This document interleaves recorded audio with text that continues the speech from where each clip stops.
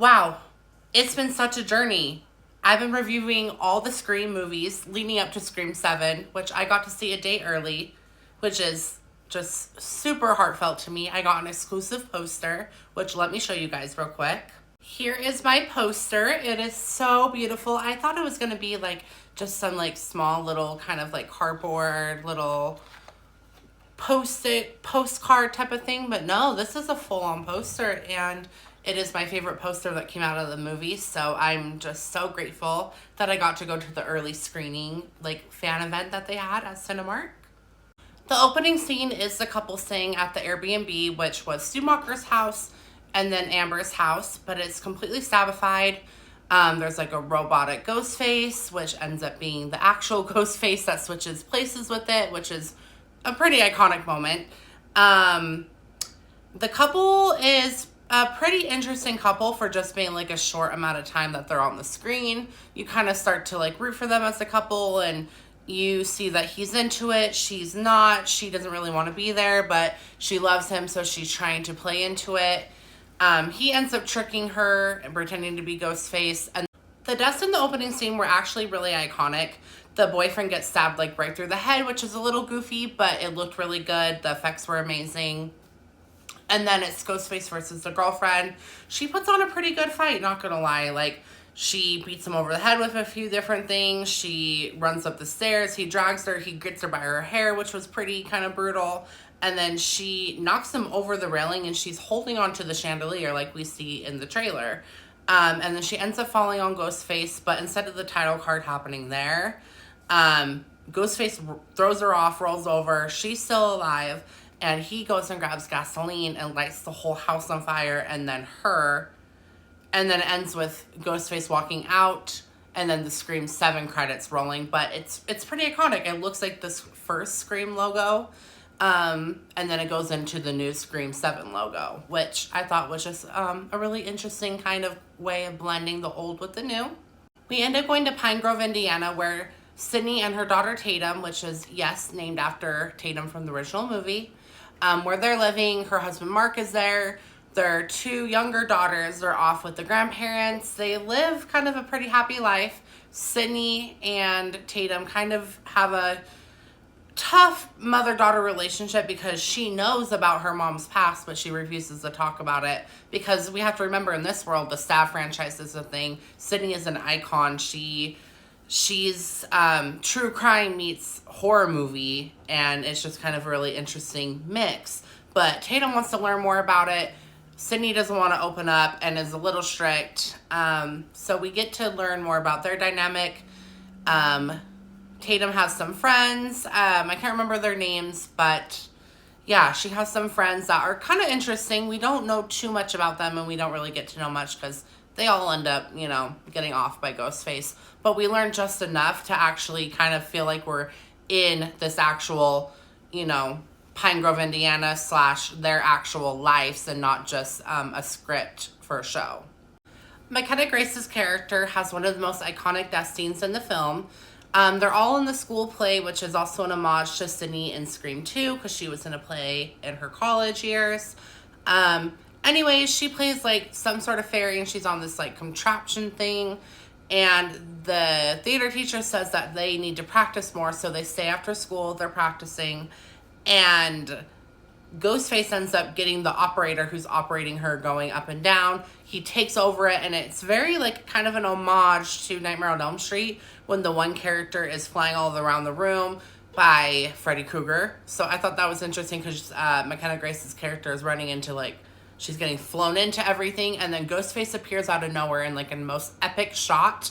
And then like as she's dangling, he like slices.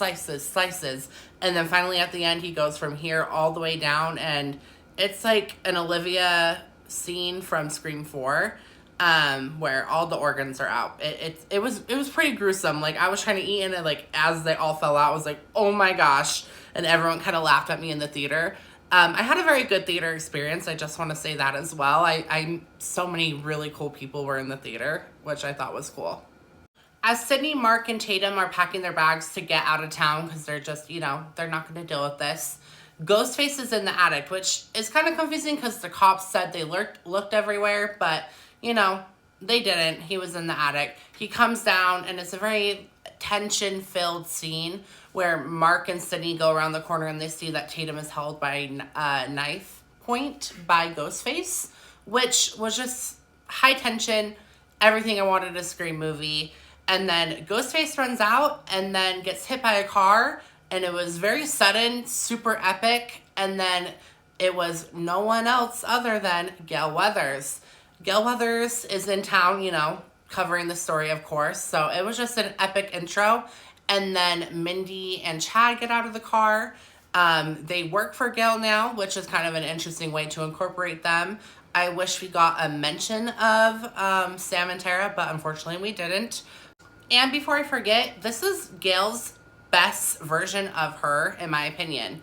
I think she does amazing in this film. She is so funny. She has a little bit of compassion left. You see that she has nerve damage from the previous film because she, you know, was almost offed. So I just think this is the best version of Gale we've had so far.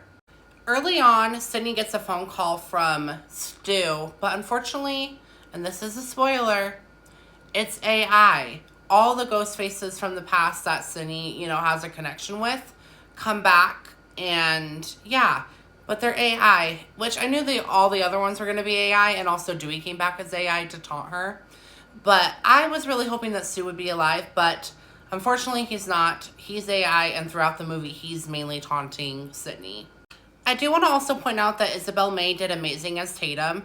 There was a lot of scenes where she was solo with Ghostface, so not solo, but no one else except Ghostface. And she did just amazing in those scenes, and the tension was high. The tension was very scary, and I felt for her. I was like, I hope she makes it out.